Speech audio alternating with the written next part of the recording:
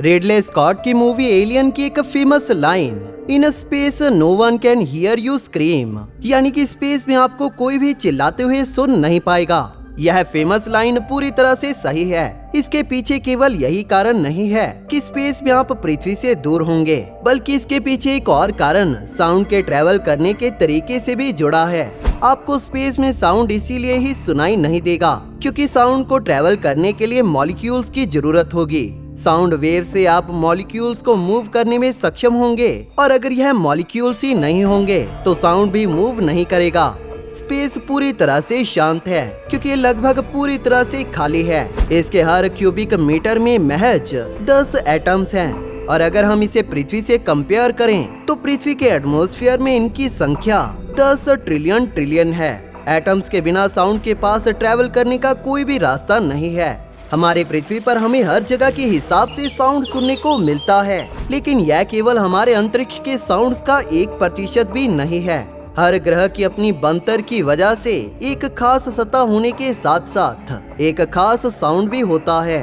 तो चलिए हम हमारे सौर मंडल के एक ग्रह से दूसरे ग्रह पर चलते हैं और सुनते हैं हर एक ग्रह के साउंड को।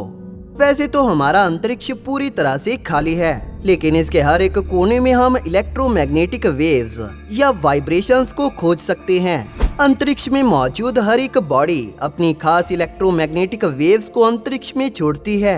ऐसा उसके पास मौजूद चार्ज्ड पार्टिकल्स और अलग अलग मैग्नेटिक फील्ड की वजह से होता है। आज की इस वीडियो में सुनाई देने वाले सभी साउंड्स को नासा द्वारा इन बॉडीज के मैग्नेटिक फील्ड के करीब कैप्चर किया गया है। जब इन्हें कैप्चर किया गया था तो ये साउंड्स इलेक्ट्रोमैग्नेटिक वेव्स की फॉर्म में थी, जिसे हमारे इंसानी कानों द्वारा सुना जाना लगभग इम्पॉसिबल था। लेकिन नासा ने बाद में इन इलेक्ट्रोमैग्नेटिक वेव्स को अपने इंस्ट्रूमेंट से हमारे सुनने लायक साउंड में कन्वर्ट किया है। तो आइए सुनते हैं हमारे सौर मंडल के ग्रहों के साउंड को। सबसे पहले हम सुनेंगे हमारे सौर मंडल के केंद्र यानी हमारे सूर्य के साउंड को, जो सुनने में कुछ इस तरह से है।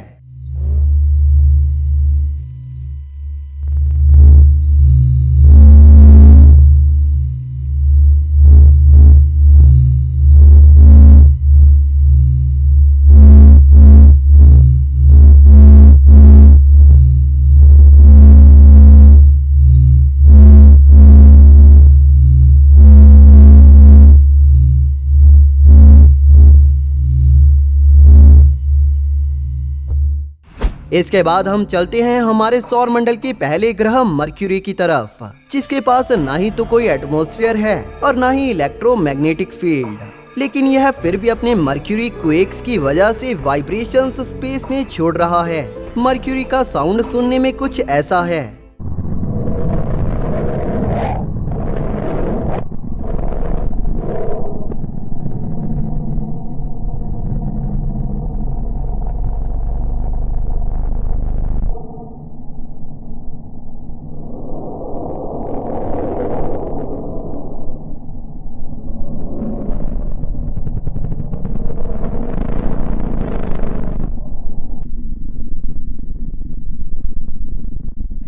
मर्क्यूरी के बाद आगे बढ़ते हैं हमारे सौर मंडल के दूसरे ग्रह वीनस की तरफ। वीनस का एटमॉस्फेयर काफी ज्यादा डेंस है, जिसमें कार्बन डाइऑक्साइड की भरपूर मात्रा है, जो कि साउंड को आसानी से ट्रैवल नहीं करने देती, जिस वजह से वीनस की साउंड काफी ज्यादा डीप है। वीनस की साउंड सुनने में कुछ इस तरह से है।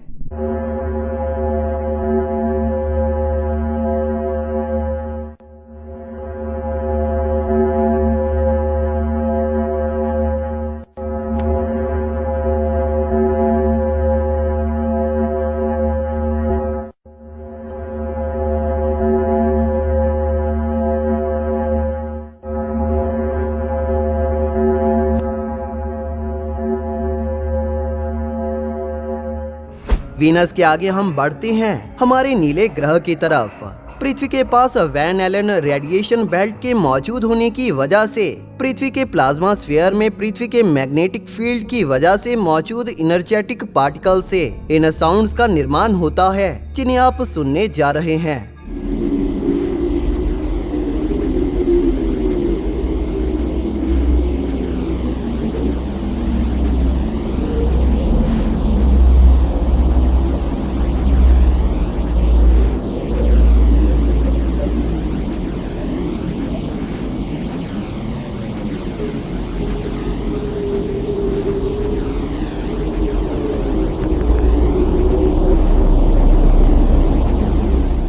पृथ्वी के बाद हम आगे बढ़ते हैं लाल ग्रह मंगल की तरफ।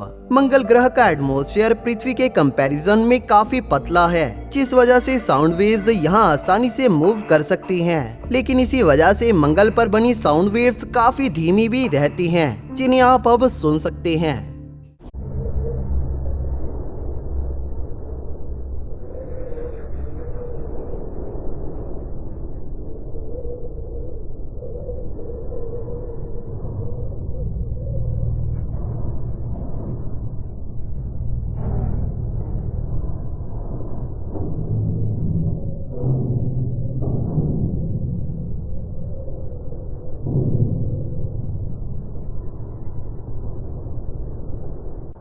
मंगल के आगे बढ़ते हैं हमारे सौर मंडल के सबसे बड़े गैस जायंट जुपिटर की तरफ। जुपिटर के पास हमारे सौर मंडल के सभी ग्रहों के मुकाबले सबसे ज्यादा ताकतवर मैग्नेटिक फील्ड है। जुपिटर पर हाईली चार्ज्ड पार्टिकल के मौजूद होने की वजह से जुपिटर का साउंड कुछ हद तक हमारी पृथ्वी पर पाई जाने वाली जमी हुई नदियों के जैसा है। जुपिटर का साउंड सुनने में कुछ इस तरह से है।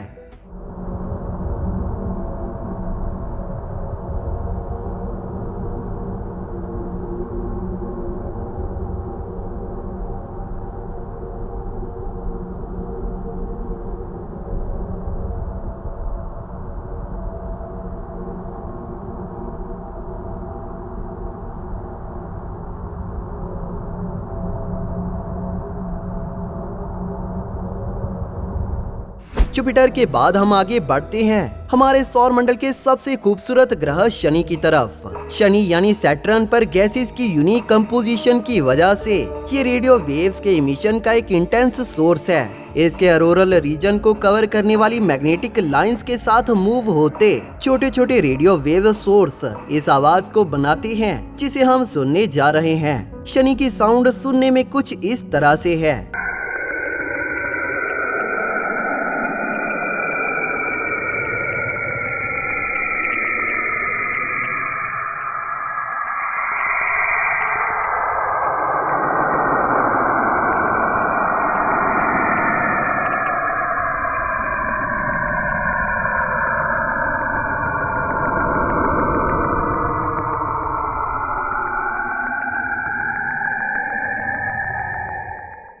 सैटर्न के बाद हम आगे बढ़ते हैं यूरेनस की तरफ। यूरेनस एक बर्फीला गैस जायंट है जिसकी 13 रिंग्स हैं। इन रिंग्स और प्लैनेट के बीच में होने वाली इंटरेक्शंस इस प्लैनेट की अजीब साउंड को जन्म देती हैं, जो सुनने में कुछ इस तरह से हैं।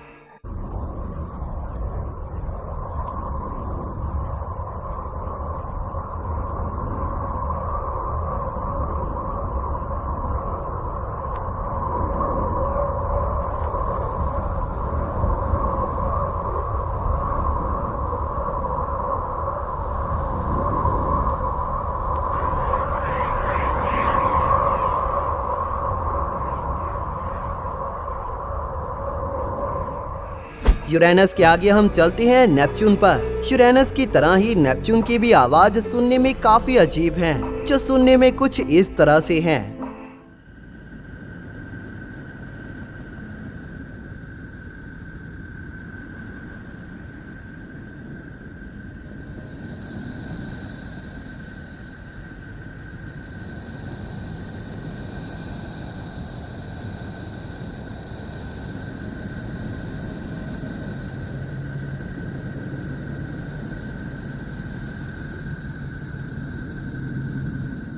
नेपच्यून के आगे हम चलते हैं हमारे सौर मंडल के एक समय ग्रह माने गए प्लूटो की तरफ।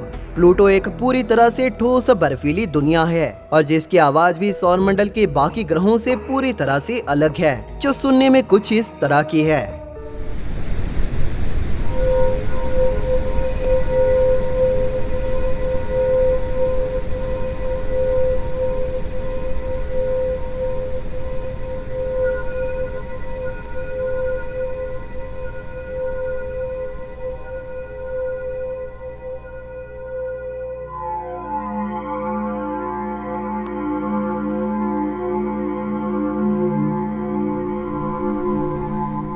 दोस्तों यही थी हमारे सौर मंडल के ग्रहों की साउंड। अगर आप हमारे सौर मंडल की चंद्रमाओं की साउंड को सुनना चाहते हैं तो इस वीडियो को लाइक और शेयर करें और हमें कमेंट सेक्शन में जरूर बताएं। इसी के साथ हमारे चैनल को सब्सक्राइब भी जरूर कर लें और बेल नोटिफिकेशन ऑन करना ना भूलें ताकि नई वीडियोस की नोटिफिकेशन आपको अपलोड होते ही मिल जाए। थैंक यू फॉर वॉचिंग दोस्तों। इस वीडियो को अंत तक देखने के लिए आप सभी का धन्यवाद।